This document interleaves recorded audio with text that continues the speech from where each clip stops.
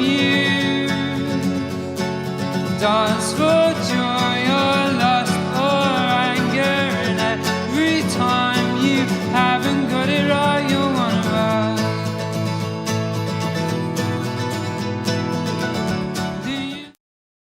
Welcome to Sensible Secondhand Reviews, the series where we look at sensible and practical cars that you can buy for a budget of between £1,000 and £5,000. This is a 2017 Volkswagen Polo 6C 1 litre Bluemotion Match Edition.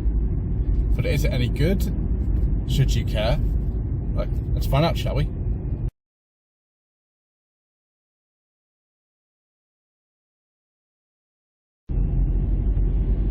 So this car's been very kindly supplied to the channel by Simon from Langley Prestige in Chelmsford, who is an ardent channel viewer and likes to see some of the more eccentric cars that we have, and sometimes he has more of the eccentric stuff for sale as well. But this Polo's not very eccentric at all, is it? It's very, very kind of plain, very well equipped and very, very sort of clean looking. But it's maybe not the most racy car ever, particularly in this 1 litre guise with 59 horsepower. The engine's available in the Mark V Polo, that's sometimes known as 6R, was the pre-facelift model, the 6C, the post-facelift one, were initially a 1.2 3-cylinder with 59 horsepower. Another 1.2 3-cylinder with 69 horsepower, a 1.2 TSI with 90 horsepower, and a 1.2 TSI with 105 horsepower. Later on, those 1.2 engines were changed for a few 1 litre engines like this. So we have this 59 horsepower version. There was also a 73 brake horsepower version of this engine, and then we get into the turbo stuff, which is a bit more exciting. We have a 95 brake horsepower TSI and 110 brake horsepower TSI, which was actually in the first car we ever had on the channel, my old Seat Toledo Mark IV, which is actually based on the same platform as this, but stretched, which I'll probably say a lot in this video. Then we had some 1.4 engines. There was a normally aspirated 1.4 with 84 horsepower. Then there was a turbocharged 1.4 with 140 horsepower. The original GTI version of this Polo had the infamous 1.4 twin charger engine, but also went into the Skoda Fabia VRS Mark II, and unfortunately proved to be quite problematic. I'm not sure I'd recommend that one. The later facelifted GTIs had a completely different engine. It was a 1.8, but also went, I think it was into the Mark III Seat Leon, and that had 189 horsepower. There are also some diesels available, but as usual, due to controversial government legislation and all kinds of other reasons, we don't talk about diesels on this channel.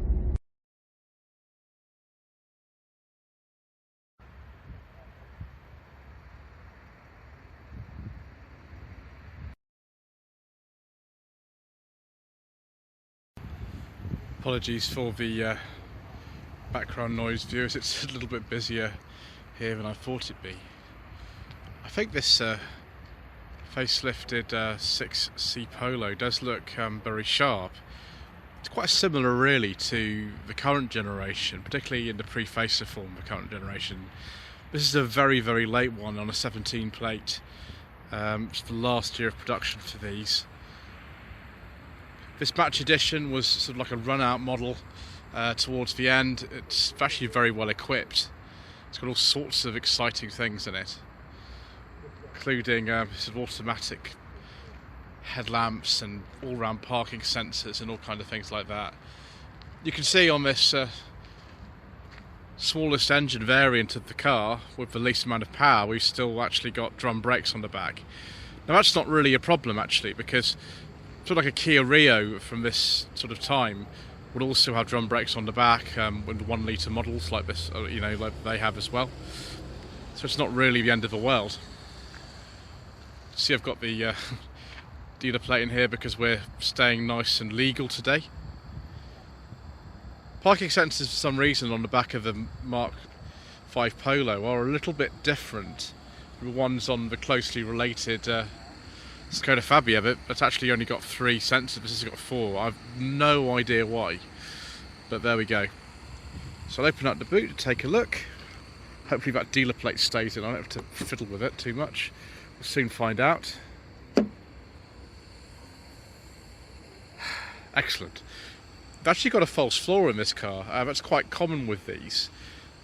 If you didn't know that, you think the boot is really small, but you can just take that out or put it right down to the bottom, which I'll attempt to do now with one hand. There we go. About 285 litres of space, I think, in this car, which is comparable to something like a Fiesta Mark 7, which matched the production dates of the Mark V Polo 6R and the 6C almost exactly. See if we've got a spare wheel in here, because a lot of Volkswagens here did still come with them. Yep, there we go. Ooh, that's not even a space saver. That's not an alloy spare, it's a steel spare, but wow. Brilliant. It's pretty good, isn't it, viewers? So, although this car's done about 60,000 miles, it's actually in very, very nice condition. There's a little bit of, you know, curbing to the alloys and things like that, but other than that, the only thing is Simon is very kind to me by letting me actually have this car from his immaculately prepared collection to go out on this sort of nasty road at the moment with all the sort of grime and stuff you get on it. Obviously he'll have to valet it again after I've finished, which is a bit annoying, but never mind. I'm sure the new owner, whoever buys this car, will appreciate that. So absolutely kind of typical Volkswagen Group stuff in here, very similar to Skoda Fabia Mark III in here as well, but we've got this big, for the time, touchscreen. Remember, this is a 2017 car. It's getting on at the moment for about 6 years old. So yeah, nice simple controls, absolutely idiot proof. Automatic start-stop in this car to save even more petrol. Cup holders down here, same place as in my old Seat Toledo Mark IV that I used to have, because that's actually based on one of these on a longer wheelbase and the rear suspension to Magetta, but they're very similar.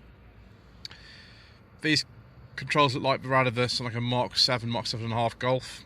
That was launched actually the same year this car was made, 2017, the Mark 7.5 Golf. So yeah, cruise control, Bluetooth. I think we've got auto wipers. This car, I'm not actually sure. We definitely got auto lights. There we go. I'll just pause a second here whilst I shut the door and turn the ignition on. Welcome to Volkswagen. That's exciting, isn't it, viewers? Right, so we turned it on. Make sure that is off. So we have got DAB radio in here, which is good. We don't have sat-nav in here, but the majority of you are not going to miss that, really.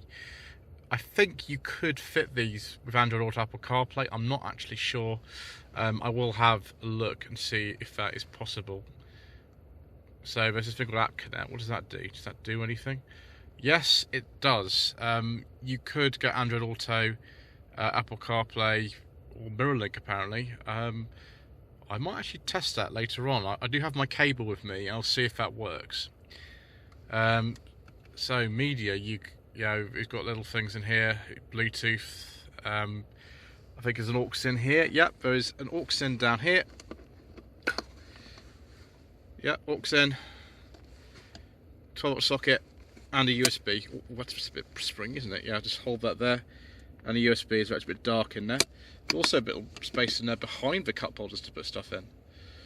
Unlike on my old Seat Toledo Mark IV, there is actually a a bit of evenness beside the cup holders. Toledo had one small and one large cup holder. Just see down there, there's actually a footrest, which is brilliant. Very nice to have. Ooh. Will my secret mission documents actually go in there? Before we do that, let's take a look and see. We've got the locking wheel nut key. Volkswagen infotainment. So that's actually the CD player in there. That is a pain to change the disc. Wow. It's even worse than the Toledo I had, which, you know, had the CD player in the glove box like that, but it didn't have a cover on it. Wow. I really don't want you to use a CD player, do they? You can do. You forget about changing a CD on the way. If you've got like a smaller passenger, then I'll be able to do that for you. If you're a larger passenger, you might not be able to reach in whilst they're actually in the seat. The trim's actually very nice in this car. I like the seat fabric. 5-speed manual in this. There were other gearboxes available. You get a 6-speed on some variants. You could also get a DSG. Obviously, if you have buying one of these with DSG, make sure it's been serviced. Make sure the fluids and filters have been changed. It's not a fill and forget gearbox like some people would try to tell you it is. It really isn't. This is actually the gearbox out of the Volkswagen Up, the Seat Me and the Skoda Citigo. So you've got to be quite careful setting reverse. It can be quite a pain. The earlier ones of these with a 1.2 engine, I think it was a 1.23 cylinder actually. The earlier ones, I have driven one of those many years ago, that had a completely different gearbox with revert up to the left and down, which is how most Volkswagens have been for years. Right, I can't put it off any longer. We put this, maybe that's where the locking wheel nut key goes. No. So what is that for then, viewers? Questions. Right. Okay. See if my secret mission documents go in. Let's see. It's not looking hopeful in here, viewers. No, I was wrong. Yes. So if I put that in there as well, does that work? I've got to lift that up. Yes! That's exciting, viewers. What's also exciting is the fact that this dash has got soft touch material on it. It's actually pretty posh, even for a car made in 2017, which is right at the end of its production life. We've got nice big door pockets, hold a big bottle of water in there. This car's got 4 electric windows, obviously a lot of the others wouldn't have done. Got folding mirrors as well. How exciting is that? Brilliant. See the heated mirrors, which is there, and that also makes me go out again, which is good. So trip computer is on here. Now that would be awful because this car's just been used for photos before I took it out because it was going to get covered in filth. So it's been used for photos and that with the engine running. So it's not looking good. But this car, the average fuel consumption is supposed to be about 55 miles per gallon. And I don't doubt it for a second. So if I move this down here, we might be able to see some extra information in here. Oh no, it's all been reset. No, afraid not. Sorry about that, viewers. But we can see other things in here. If we move that, yeah, audio, telephone, vehicle status, driving data. We've just seen that. Yeah, it's all very simple and logical. Cruise control is not on this stalk like it is in some of the Seats and the Skodas. That's actually on the dash. I think this wheel's out of the Mark 7.5 Golf, which have that as well. Right, let's have a seat in the back, shall we, viewers? Okay, so the Seat I used to have had a longer wheelbase than this, despite being based on the same platform. So this might be a bit cramped. I'm not particularly tall, viewers, but that is my driving position. I'm only 5'11", so if I get in here, there's not tons of room. It's kind of akin to something like a Mark 7 Fiesta, which is sort of similar to this. Yeah, the driver would have to sort of come forward a little bit, I think. Do we have a rear armrest? No, we don't. We do have 3 headrests, and we've got another cup holder there. There's no centre console. Maybe in the sort of upper variants of this, you get one. I say it's worn very well for a car that's on 60,000 miles. It looks fine. Okay, so we looked at the boot, so we need to have a look at the engine, I think. really strangely, despite the fact that this car I think was probably built in Spain, the UK market ones were generally built South Africa. Oh no, sorry, this is a South African one. Do apologise.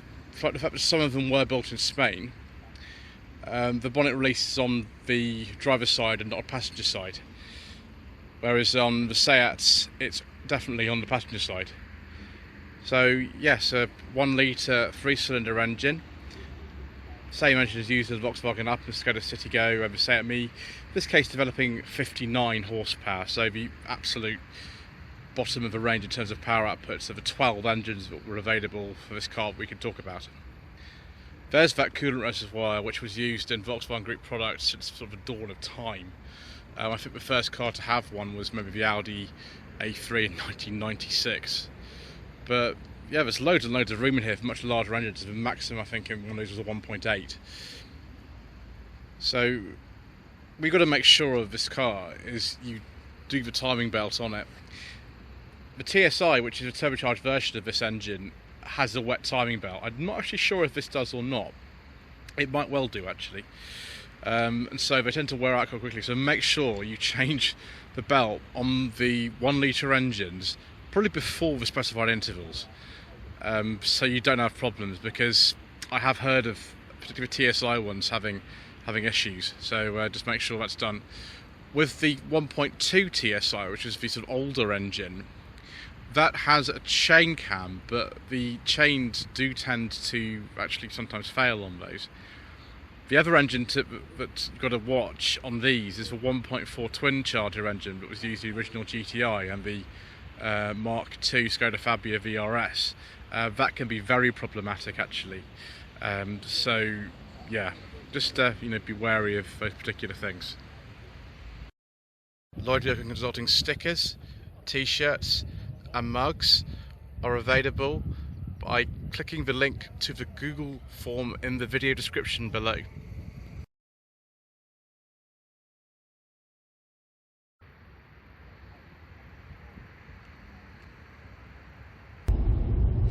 So what's this 6C Polo like to drive? Well, this gearbox it's okay. The reverse can be a bit tricky on these. It's just a little bit slow for my tastes. This particular car does 0 to 60 in about 15 seconds, and for some of you that's probably absolutely fine. It's not a problem, but I just find that a little bit lethargic. Personally, I'd go for a more powerful engine if it were me. There's obviously plenty of choice. There's 12 of them to choose from. The ride and handling is very civilised. The ride is very good. The steering, it's an electric system in this car. It's actually quite responsive. It's very light. It's not the most dynamic car, but it's very comfortable. It actually holds on pretty well through the bends. Better than I remember when I drove one of these back in 2013. Also a match, not a match edition. Brakes are very good, even though it's got drums on the back of this particular car. It just gets on with life without any fuss. And you can do really good economy. You know, the car only emits 108 grams per kilometre of CO2. And averages about 55 miles per gallon. So that's good, isn't it?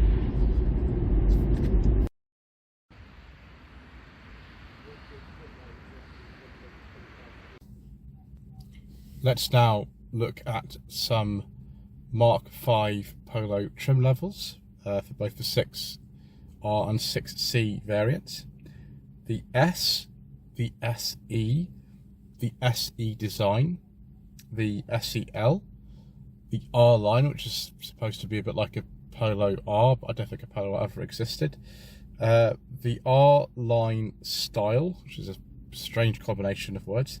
The Beats edition, I think that continued on to the Mark VI as well. The Blue GT, the Bluemotion, the Match Edition, the Moda, and of course the GTI. The car was built in lots of different places around the world. For our market, this one's obviously a South African car. They're also built in Spain, which is I was curious about the bonnet release being on the other side, because they're not on Spanish-built Seat Toledos and Ibizas. In India actually got, I think, 2 saloon versions of this as well.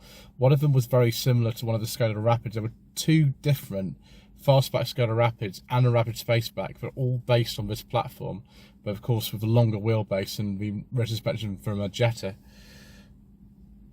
The car was built in Russia, China and Malaysia, but for South African cars, they actually continued, I think, until 2022, because when the Mark 6 came out, the Mark 5 continued alongside it as the Polo Vivo, which the Mark 4 had also done when the Mark 5 was introduced in 2009.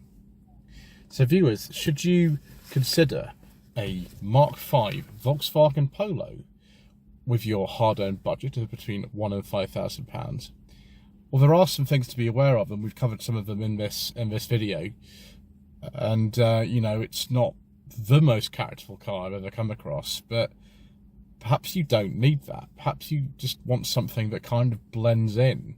And they sold so many of these that they do very much blend in, particularly a car like this, although it's in fantastic condition and it's, you know, it looks good. There's just loads of these around.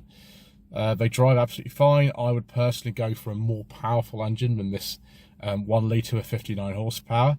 But if you're just pootling around town and things like that, it's fine. I have had one of these up to 70 and it cruises a lot, you know, fine as well. So it just depends really what it is you're after. Anyway, thank you for watching this edition of Sensible Secondhand Reviews. Please don't forget to subscribe to the channel, like this video and leave a comment below.